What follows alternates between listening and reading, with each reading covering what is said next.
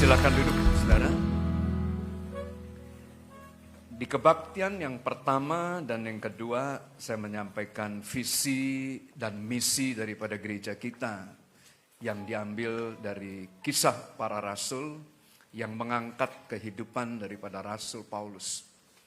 Pada kebaktian yang ketiga ini, maka saya ingin menyampaikan suatu tema khotbah yang mendatangkan kontroversi dari banyak gereja.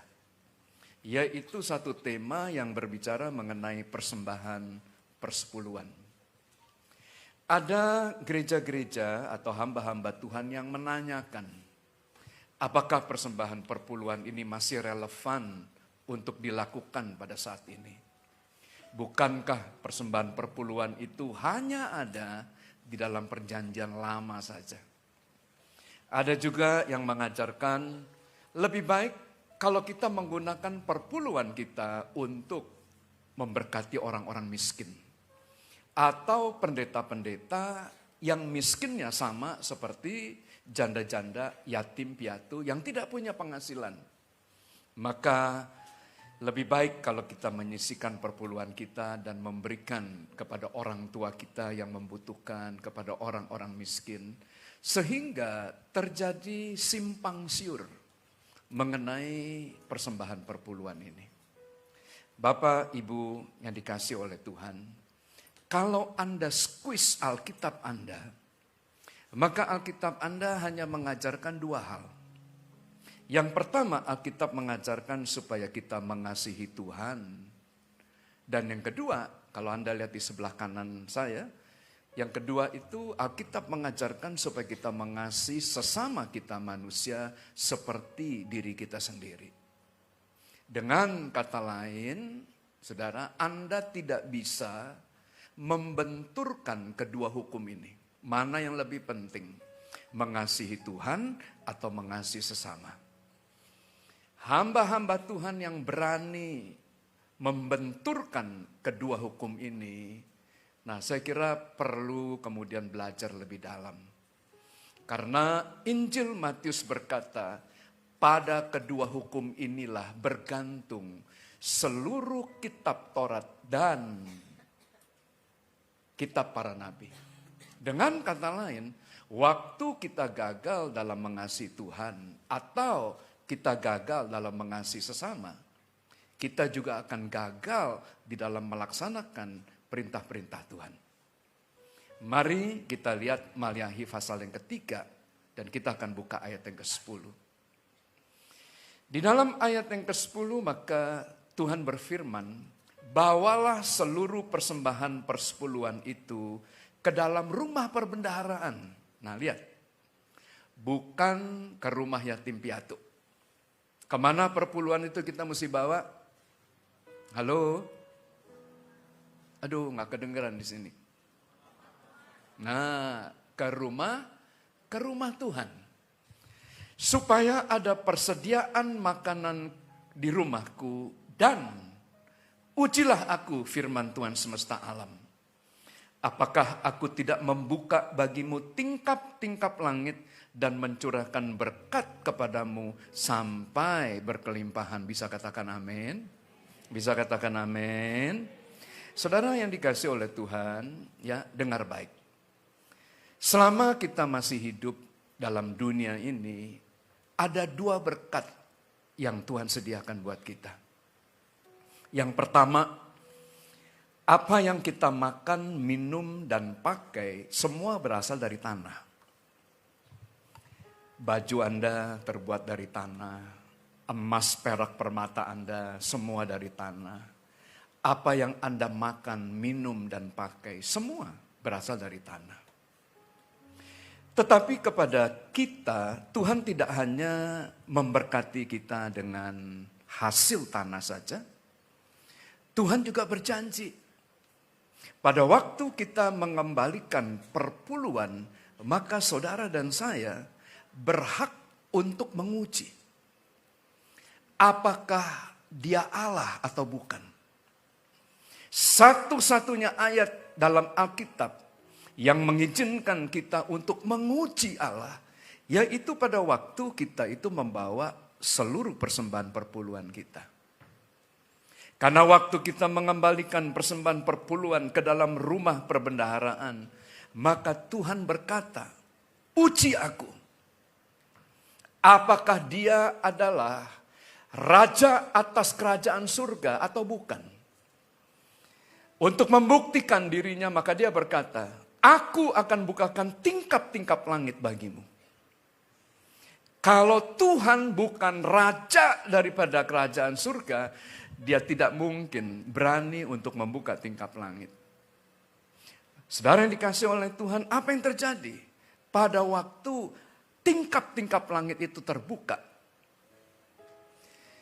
Kalau kita meninggalkan ayat ini dan kita lihat Alkitab kita dari 2 Tawarikh pasal yang ke-7 ayat yang ke-13 sampai dengan 14. Pada waktu Salomo mempersembahkan pembangunan daripada rumah Tuhan, maka Salomo ini berdoa,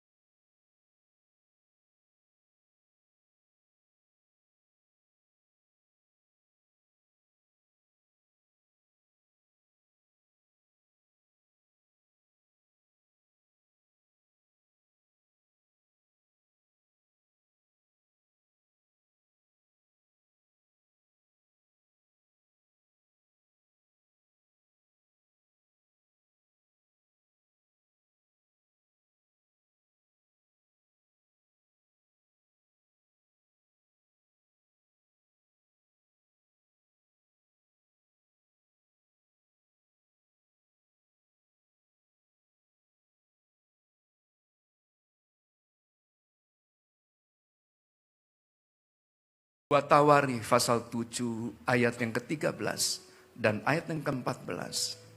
Bila mana aku menutup langit sehingga tidak ada hujan, dan bila mana aku menyuruh belalang memakan habis hasil bumi, dan bila mana aku melepas penyakit sampar di antara umatku, dan umatku yang atasnya namaku disebut merendahkan diri, berdoa dan mencari wajahku, lalu berbalik dari jalan-jalan yang jahat, maka aku akan mendengar dari surga dan mengampuni dosa mereka serta memulihkan negeri mereka. Bisa katakan amin? Bisa katakan amin? Apa yang terjadi pada waktu surga tertutup? Pada waktu surga tertutup, maka hujan tidak turun. Pada waktu hujan tidak turun, maka dunia akan mengalami kekeringan. Apa yang terjadi pada waktu Tuhan menutup langit? Maka penyakit sampar akan merajalela. Apa yang terjadi pada waktu langit itu tertutup? Maka belalang akan memakan habis seluruh hasil bumi kita. Tapi bagaimana cara Tuhan memulihkan negeri ini? Maka ayat yang ke-14 mencatat, Tuhan akan membuka tingkap-tingkap langit dan pintu-pintu surga. Pada waktu tingkap langit dan pintu surga itu terbuka, maka hujan itu akan turun. Pada waktu hujan itu turun, maka Alkitab mencatat kita akan mengumpulkan gandum, anggur, dan minyak. Bisa katakan amin.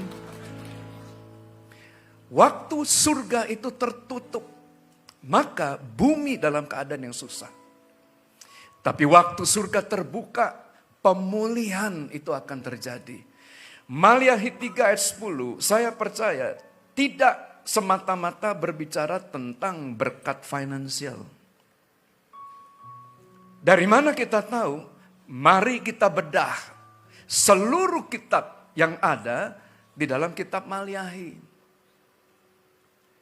Kitab Maliahi adalah satu kitab nubuatan yang menubuatkan datangnya pemulihan. Mari kita buka dari Maliahi pasal 4 ayat 5 dan ayat 6. Maliahi pasal 4 ayat 5 dan 6. Sesungguhnya aku akan mengutus Nabi Elia kepadamu menjelang datangnya hari Tuhan yang besar dan dahsyat itu.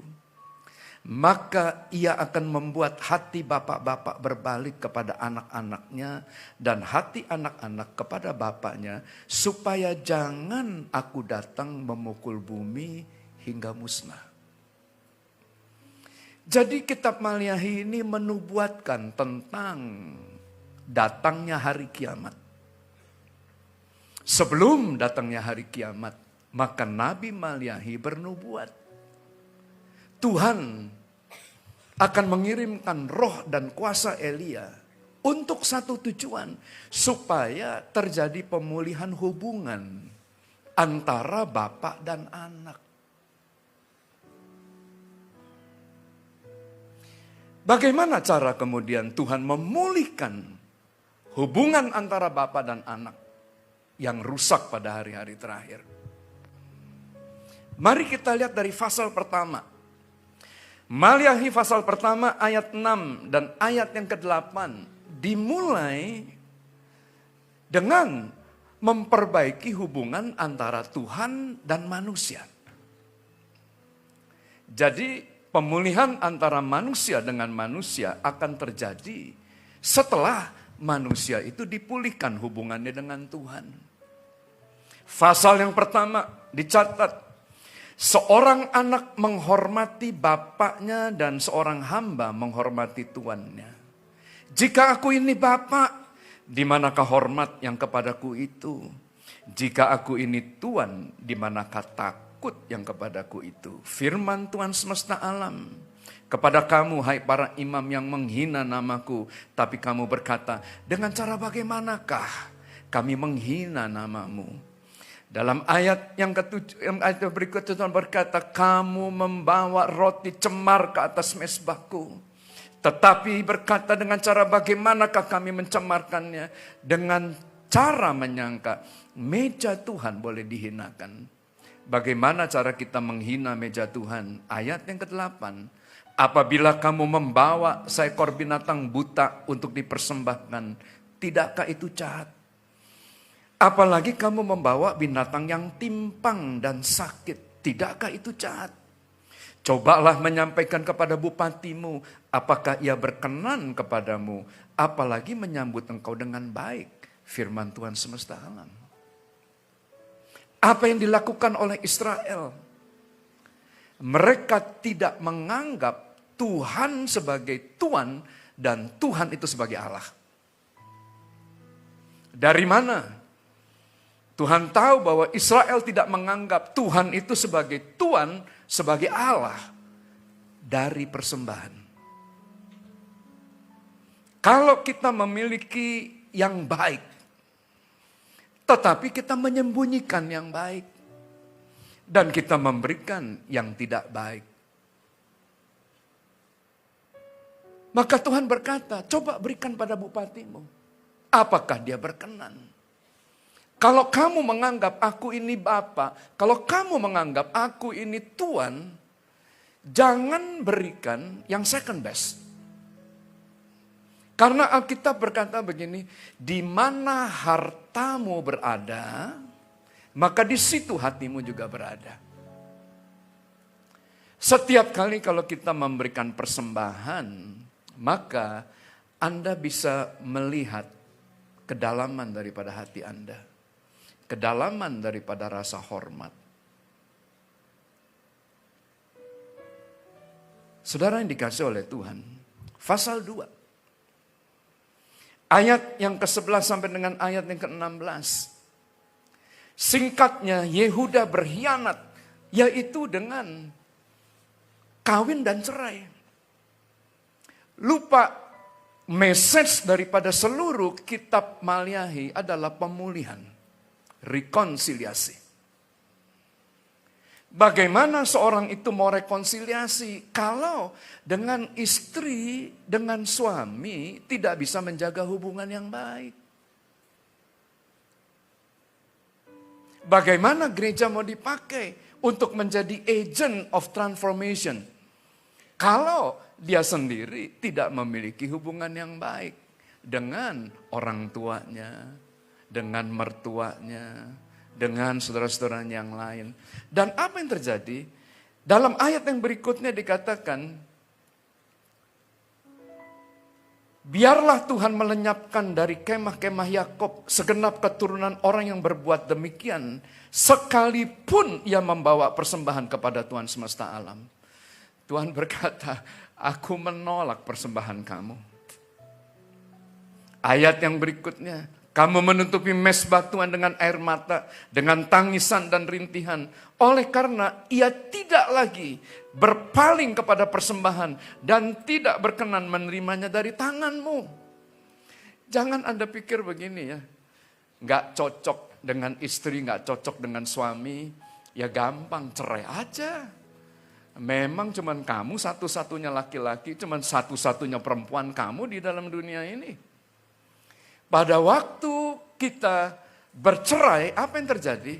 Bawa persembahan. Tuhan akan bilang, aku tidak perlu persembahan kamu. Mengapa? Ayat yang ke-16. Sebab aku, kata Tuhan, membenci perceraian.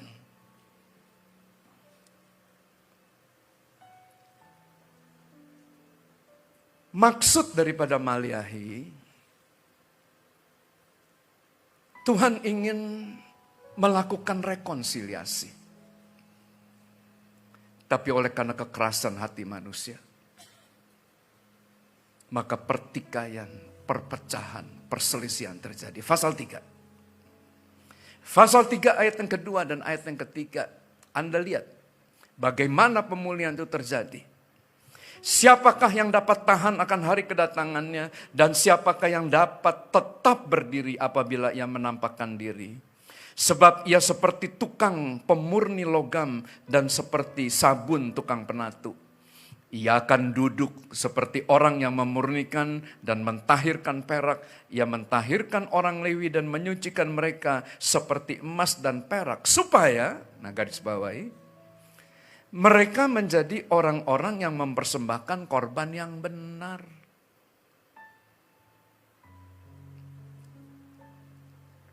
Jadi pemulihan antara orang tua dan anak, pemulihan antara gereja yang satu dengan gereja yang lain harus dimulai dengan pemulihan hubungan kita secara pribadi dengan Tuhan. Bagaimana caranya? Kita memperbaiki hati kita setiap kali kita membawa korban dan persembahan. Maliahi 3 ayat yang ke-7, nah ini yang penting.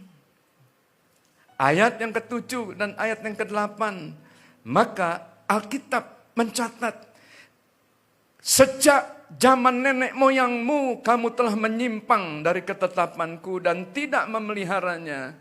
Kembalilah kepadaku, maka aku akan kembali kepadamu. Bisa katakan amin? Bisa katakan amin?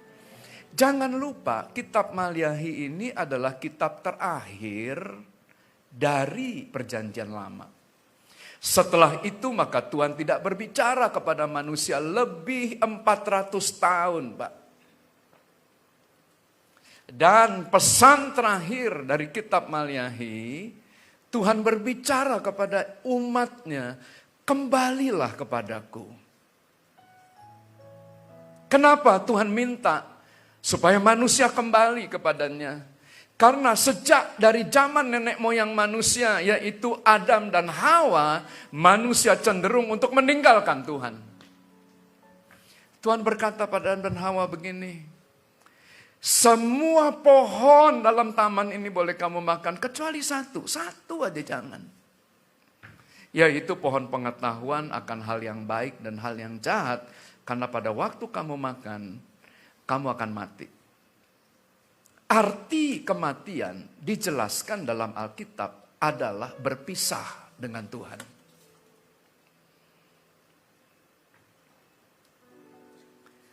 Kok bisa-bisanya Adam dan Hawa memilih yang satu itu? Sehingga Tuhan berkata, sejak zaman nenek moyangmu, kamu telah menyimpang dari ketetapanku dan tidak memeliharanya. Di akhir daripada perjanjian lama, maka Tuhan mengungkapkan isi hatinya. Tuhan berkata gini, kembalilah kepadaku. Kalau kamu kembali, aku, kata Tuhan, akan kembali kepadamu. Perhatikan ayat berikutnya. Dengan cara bagaimanakah kami harus kembali? Ayat 8, langsung Tuhan berkata, kembalikan persembahan perpuluhan dan persembahan khususmu. So, persembahan perpuluhan itu bukan berbicara soal uang, Pak. Tapi persembahan perpuluhan itu berbicara tentang kerinduan kita untuk kembali kepada Tuhan. Orang yang mengembalikan perpuluhannya adalah mereka yang menyatakan dirinya, saya mau kembali kepadamu Tuhan. Satu waktu saya bertemu dengan seorang profesor ahli adat Batak yang memiliki marga Prof. Sibarani yang mengajar di kampus USU bersama dengan seorang profesor yang lain yang menguasai alat musik Batak. Saya langsung bertanya, Prof, izin saya mau bertanya, apakah ada kata minta maaf dalam kamus orang Batak? Maka Prof. Sibarani berkata, agak susah jawabnya. Tidak ada Pak Pendeta. Nah makanya coba Anda lihat sebelah kiri kanan dulu sebentar. Ya, makanya kenapa orang Batak tuh keras-keras. Nah Anda tahu, karena dalam kamus bahasa Batak nggak ada kata minta maaf. Sorry saya salah, nggak ada tuh. Makanya mukanya, apa kau? Mau kulibas kau? Tetapi cara orang Batak minta maaf itu ya ada dua cara. Yang pertama dia masak ikan arsik, atau yang kedua dia masak babi. Kalau babi itu buat hula-hulanya, nah kalau arsik itu buat orang yang kepada dia bersalah. Jadi dia akan bawa ikan arsiknya dengan kepala tertunduk lah. Nggak mau ngomong nih, nggak bisa ngomong karena nggak ada kata minta maaf. Jadi waktu dia berikan, nah itulah tanda permohonan maaf. Tahukah Anda bahwa adat ini diambil dari ayat ini? Apa arti korban? Korban, lihat dalam bahasa aslinya, dalam bahasa Ibraninya, diambil dari kata karaf. Apa arti daripada kata karaf? Artinya yang datang mendekat, to draw near. Kita datang mendekat kepada Tuhan dengan membawa ikan arsik. Kita membawa babi. Kita datang mendekat. Hanya konteks ayat ini berbicara kita datang mendekat dengan membawa persembahan perpuluhan kita. Bisa katakan amin? Saya mau tanya, berapa banyak Anda yang mau datang mendekat kepada Tuhan? Nah, semua mau? Katakan sebelah kiri kanan Anda, kembalikan persembahan perpuluhan itu. Bapa pulihkan, Bapa pulihkan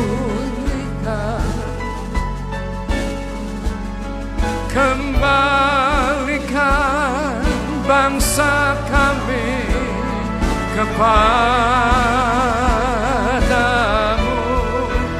Tuhan pulihkan, ampunilah bangsa kami, dan pulihkan kembali negeri kami. Amin. Waktu kita kembalikan perpuluhan, artinya kita mau datang mendekat. Waktu kita datang mendekat dengan persembahan perpuluhan kita, Tuhan berkata, ujilah aku. Aku akan bukakan tingkap-tingkap langit. Aku akan bukakan pintu-pintu surga. Dan pemulihan itu pasti terjadi. Berikan tepuk tangan yang meriah buat Tuhan. Haleluya. Saya mau tanya, perjanjian baru perlu pemulihan enggak?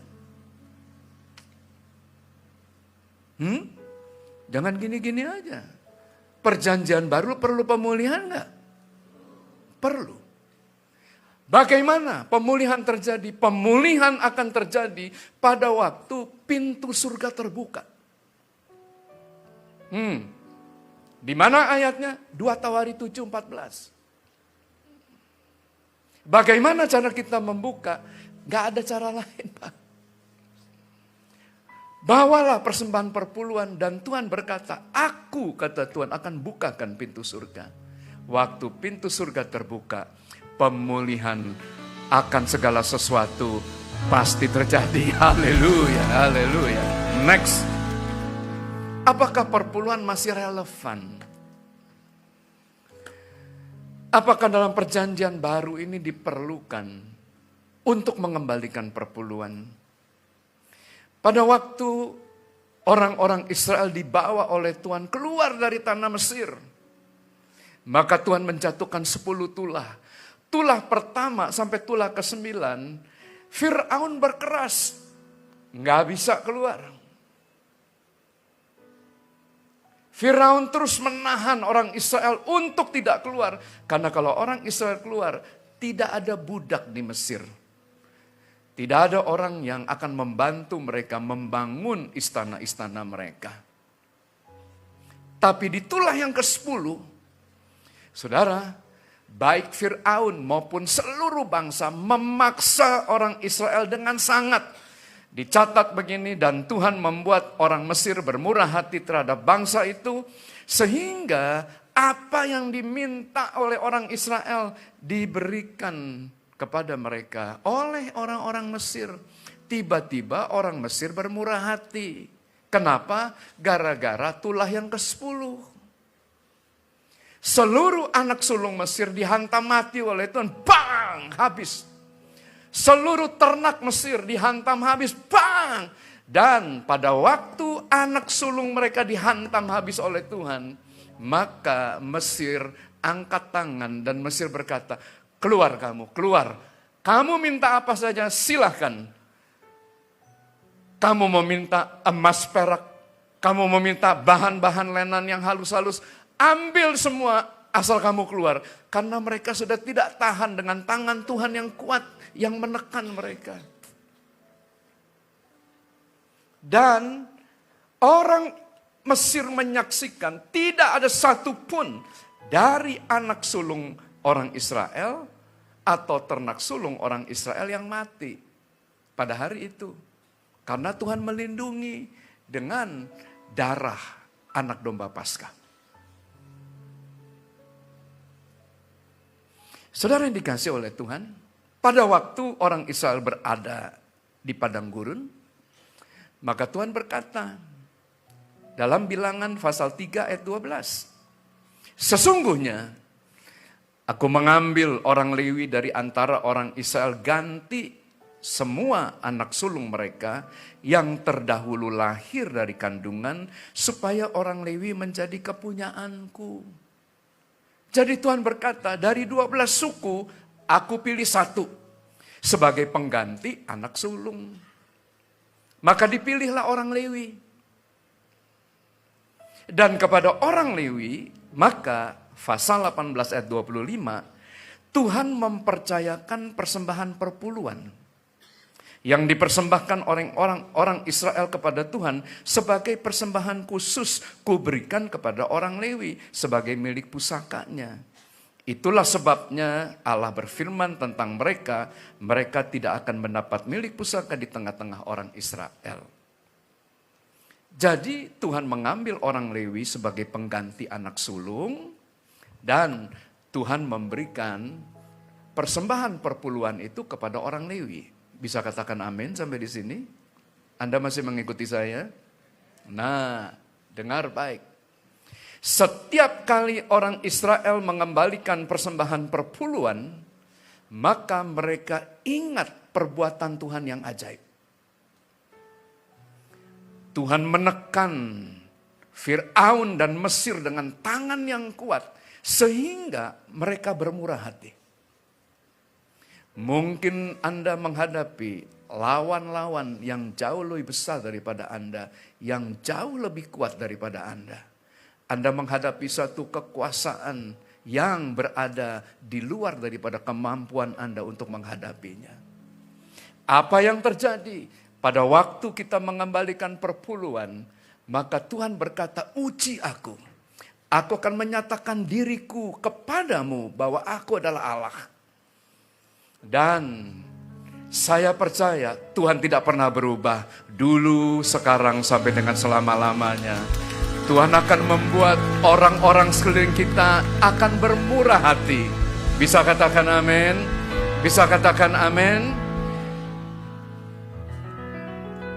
Tidak dengan tangan yang hampa ku datang ke hadirat-Mu, menyatakan rasa syukurku atas segala berkat-Mu. Tidak dengan tangan yang hampa ku sujud menyembah-Mu, persembahkan seluruh hidupku di atas mezbah-Mu. Segalanya yang ku miliki, semuanya daripadamu kan ku bawa. Persembahanku yang terbaik hanya bagimu. Segalanya yang ku miliki, semuanya daripadamu kan ku bawa. Persembahanku yang terbaik hanya bagimu kan ku bawa. Persembahanku yang terbaik hanya bagimu. Haleluya. Mari kita berikan tepuk tangan yang meriah. Nah, apakah persembahan perpuluhan itu masih relevan pada perjanjian baru? Tuhan berkata dalam Injil Matius, selama langit dan bumi masih ada, satu iota pun, satu titik pun dari hukum Taurat tidak akan pernah berlalu. Loh, Anda pikir Tuhan itu siapa? Dia adalah Allah yang hidup dan firman-Nya itu adalah Kristus itu sendiri. Hukum bisa hari ini berlaku, tetapi di amandemen kemudian tidak berlaku lagi. But firman Tuhan sekali keluar itu akan tetap berlaku sampai selama-lamanya. Halo? Saya kadang bingung dengan hamba Tuhan yang berani berkata, perpuluhan gak laku lagi, perjanjian lama. Perjanjian baru seluruhnya. Enak aja, Tuhan gak minta seluruhnya, 10% aja. Lo 10% aja susah, apalagi suruh kasih seluruhnya. Kadang-kadang, next. Daniel 11 ayat yang ke-31. Nah, Daniel bernubuat tentang apa yang akan terjadi pada hari-hari yang akan datang.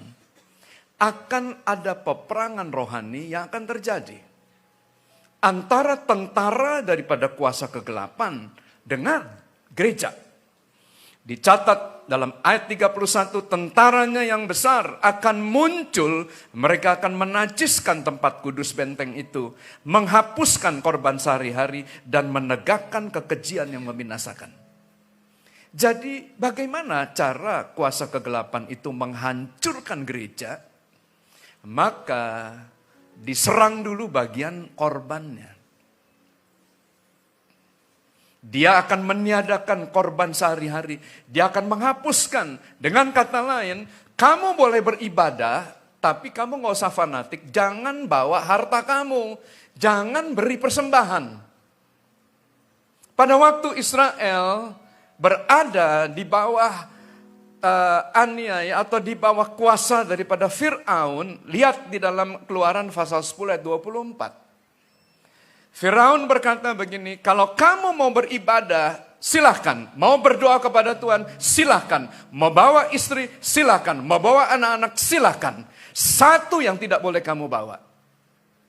Jangan bawa harta kamu. Jangan bawa kambing dombamu. Jangan bawa lembu sapimu. Anda lihat. Sekarang kan sama.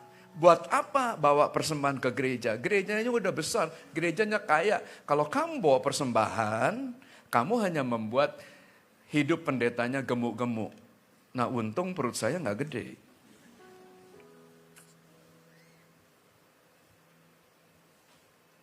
Saudara lupa, kalau kita membawa persembahan itu artinya kita mau datang mendekat.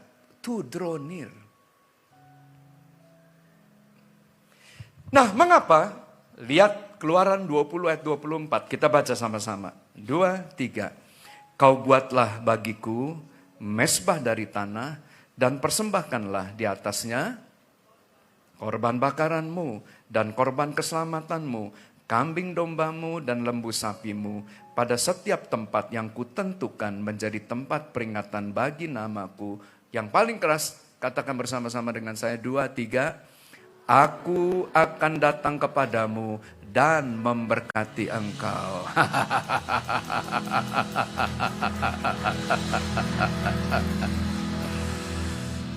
Masih perlu nggak persembahan? Perlu, saudara. Memang Tuhan nggak perlu kekayaan kita, tapi gereja perlu. Kenapa gereja perlu? Karena gereja perlu datang mendekat kepada Tuhan. Ingat, Tuhan itu pokok anggur yang benar. Pada waktu kita menempel, maka kita akan berbuah. Waktu kita tidak bisa datang mendekat, apa yang terjadi? Anda tidak bisa berbuah, Pak. Anda tidak bisa berbuah, Inang.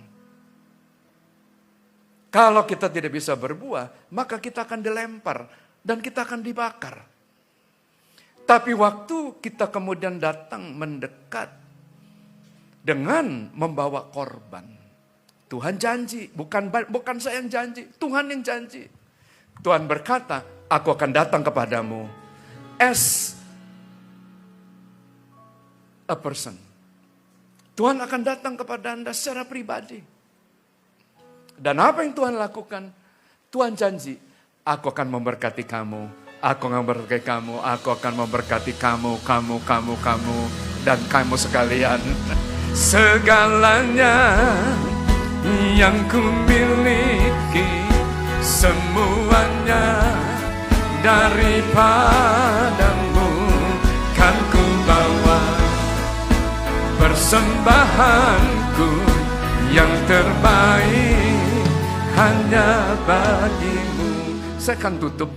Mari musik perlahan-lahan. Kejadian 14 ayat 17 sampai dengan 20.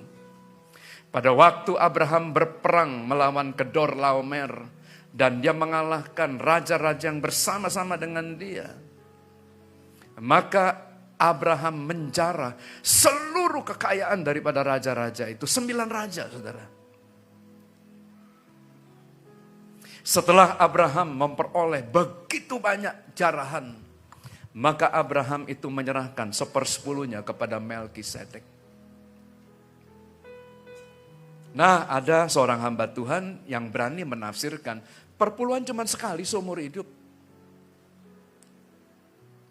Contoh Abraham tidak pernah lagi memberikan. Kenapa?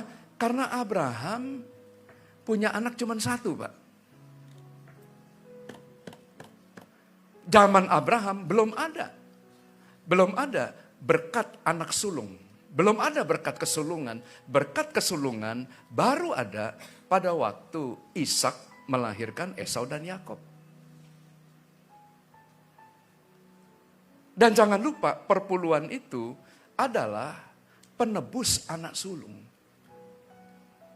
Jadi pada waktu Abraham memenangkan peperangan, dia menyisihkan perpuluhan.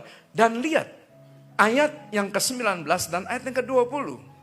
Diberkatinya kiranya Abram oleh Allah yang maha tinggi, pencipta langit dan bumi. Dan terpujilah Allah yang maha tinggi, yang telah menyerahkan musuhmu ke tanganmu. Lalu Abraham memberikan kepadanya 1/10 dari semuanya. Waktu dia bertemu dengan Melkisedek, Melkisedek berkata begini kepada Abraham dengan terjemahan bebas.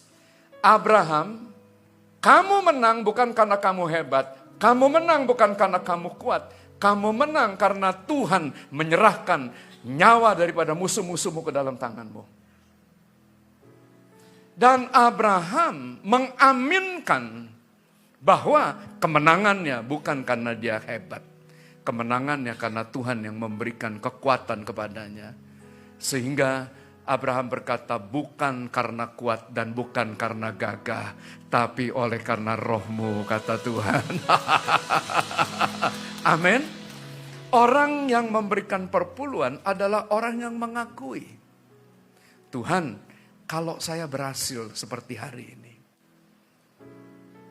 kalau saya diberkati seperti hari ini, saya mau akui, itu bukan karena saya hebat, tapi oleh karena Tuhan memberkati. Dan sebagai bentuk pengakuan, Abraham menyisihkan 10%. Next. Kejadian 28 ayat yang ke-20 sampai dengan 22.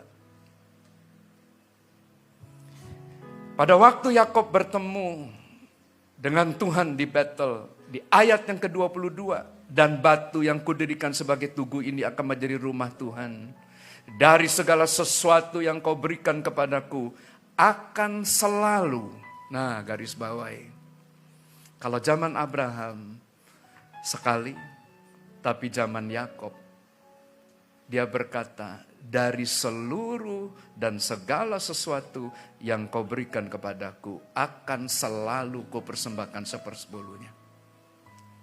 Maka Yakob, saudara, dengan teratur dia menyisihkan perpuluhannya. Apa yang terjadi? Saya mau cerita. Yakob bekerja selama 20 tahun dengan paman yang bernama Laban. 14 tahun ditipu. Mau menikah dengan anak perempuan yang bungsu, ditukar sama yang sulung. Setelah selesai 16 tahun, dipaksa bekerja 6 tahun. Dalam waktu 6 tahun, upahnya diubah 10 kali. Selama 20 tahun, Yakob yang adalah penipu ditipu sama tamannya. Jadi kalau Yakob itu ular kecil, pamannya laucwa. Habislah. Tapi aneh, ditipu selama 20 tahun, tidak menjadi miskin dan tidak berkurang kekayaannya. Nanti Anda baca bagaimana cara pamannya menipu dia. Pamannya berkata, kalau ada domba yang warnanya solid, kawin dengan domba yang warnanya solid. Kalau anaknya solid, milik saya. Kalau domba solid, kawin dengan yang solid, anaknya belang-belang milik kamu. Coba kalau Anda berhadapan dengan bos kayak begitu. Mana mungkin. Domba yang warnanya solid, kawin dengan solid, keluar anaknya belang-belang. Ini namanya domba selingkuh, Pak.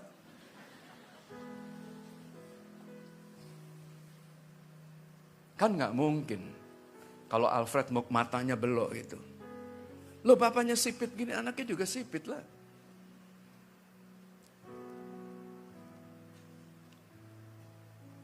Tapi aneh, 10 kali diganti. Tetap Yakob diberkati. Mengapa? Saya percaya, waktu Yakob mengembalikan perpuluhan, Tuhan berkata, uji aku. Aku adalah Tuhan. Aku akan bukakan tingkap-tingkap langit. Aku akan memberkati kamu. Sekalipun orang menipu kamu, sekalipun orang berbuat jahat kepada kamu, berkat Tuhan tidak akan pernah hilang. Mari kita bangkit berdiri. Segalanya yang ku miliki, semuanya daripadamu kan ku bawa. Persembahanku yang terbaik hanya bagimu. Segalanya yang ku miliki, semuanya daripadamu kan ku bawa. Persembahanku yang terbaik hanya bagimu. Saya minta musik saja. Saya kira saya mesti saksikan ini. 33 tahun yang lalu waktu saya datang ke kota Medan, maka Profesor Dr. Gigi Bonang Panjaitan adalah pimpinan saya. Saya diutus dari Jakarta untuk membantu pelayanan beliau. Tapi kehadiran saya tidak membuat gereja GBI Pujian dan Penyembahan menjadi bertambah-tambah. Perpecahan terjadi. Yang mengikuti Prof. Monang itu ada kira-kira 400-500 jemaat. Dan yang saya gembalakan hanya 119.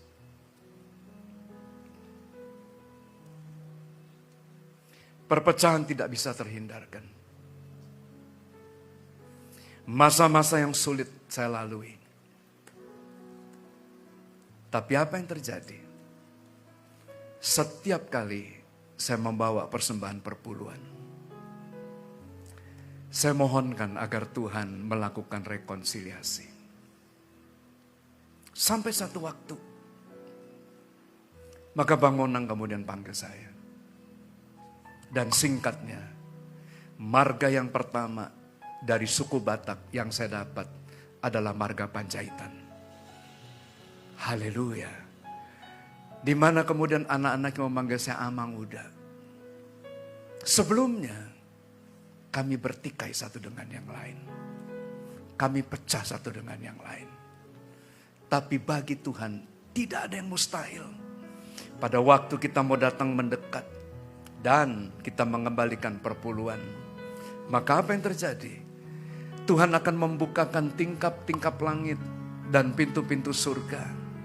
Sama dengan Kejadian pasal 27 ayat 28 dan 29. Tentang berkat kesulungan. Tuhan berkata, aku akan memberikan kepadamu embun yang dari langit. Kata langit di sini diambil dari kata heaven, Pak. Tuhan akan bukakan pintu-pintu surga sehingga engkau memiliki tanah yang gemuk di bumi, gandum serta anggur yang berlimpah-limpah. Sama. Waktu Tuhan bukakan tingkap-tingkap langit dan pintu-pintu surga, maka hasil tanahmu dan pohon anggur akan terus berbuah bagimu. Saudara yang dikasih oleh Tuhan, Anda lihat, waktu kita membawa perpuluhan, pemulihan itu terjadi. Suami akan kembali mengasihi istri, istri akan kembali tunduk pada suami, anak-anak taat kepada orang tua. Pemulihan terjadi. Haleluya, haleluya. Di hadapan kita ada roti dan anggur, lambang tubuh dan darah Kristus. Sebelum kita makan dan minum, mari kita hampiri Tuhan. Tuhan, kalau selama ini kami jauh, maka saat ini kami mengambil keputusan untuk kembali ke Tuhan. Terimalah kami apa adanya.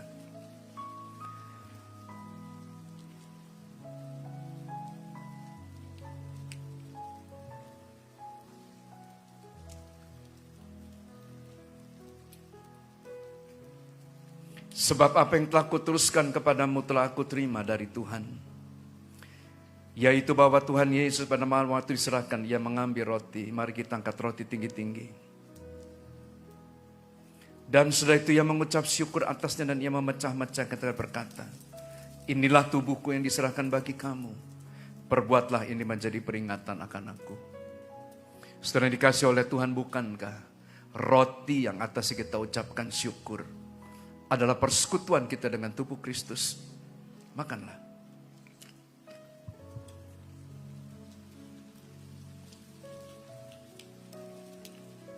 Mari kita angkat cawan tinggi-tinggi. Demikian juga yang mengambil cawan sudah makan lalu berkata, cawan inilah perjanjian baru yang dimeteraikan oleh darahku. Perbuatlah ini setiap kali kamu meminumnya menjadi peringatan akan aku. Saudara dikasih oleh Tuhan, bukankah cawan yang atas kita ucapkan syukur adalah persekutuan kita dengan darah Kristus? Minumlah.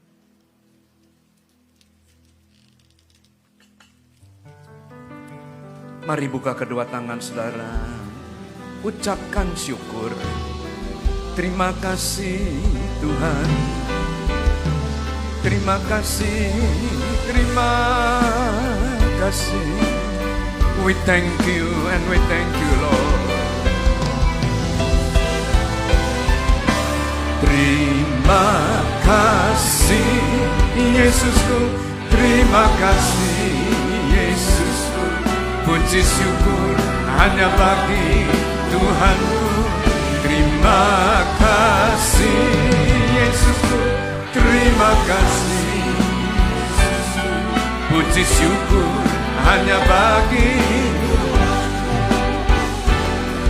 puji syukur hanya bagi Tuhan.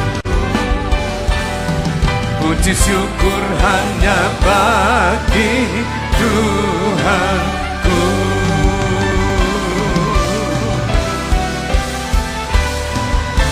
We thank you and we thank you Lord. Tuhan, kami tidak minta kekayaan, kami tidak minta nyawa dari musuh-musuh kami, tapi kami berdoa ya Tuhan, biarlah gerakan rekonsiliasi boleh terjadi. Bukakan tingkap-tingkap langit, bukakan pintu-pintu surga. Engkau melawat kami, Engkau menjamah kami. Oh ya Allah, biarlah hati bapak-bapak berbalik pada anak-anaknya, hati anak-anak berbalik pada bapak-bapaknya, dalam nama Yesus. Oh,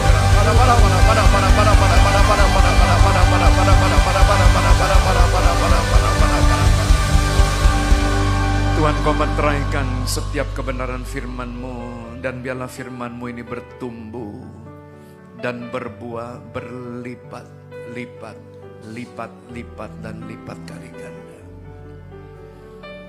Saat ini kami melepaskan berkat untuk setiap rumah tangga, sehingga suami mengasihi istri, istri tunduk pada suami, anak-anak taat kepada orang tua. Dan kami juga berdoa untuk kota kudus-Mu Yerusalem. Shalom Yerusalem. Diberkatilah tembok-tembok-Mu, diberkatilah puri-puri-Mu. Biarlah orang-orang yang mencintai-Mu akan memperoleh sentosa. Kalau sebentar kami akan memberi persembahan, kami akan mengembalikan perpuluhan kami. Kami akan memberikan persembahan ucapan syukur, misi penginjilan, dan untuk orang-orang miskin. Tuhan, Kau memberkati setiap tangan yang memberi. Dan sebelum kami pulang, ulurkan tangan-Mu. Sudah dikasih oleh Tuhan Yesus, pulanglah. Bawalah anugerah damai dan sejahtera yang berlimpah-limpah daripada Allah Bapa di surga, kasih sayang daripada Tuhan Yesus Kristus, persekutuan yang manis dengan Roh Kudus, menyertai selalu dari hari ini sampai Maranatha, bahkan sampai selama-lamanya. Yang percaya dan diberkati bersama dengan saya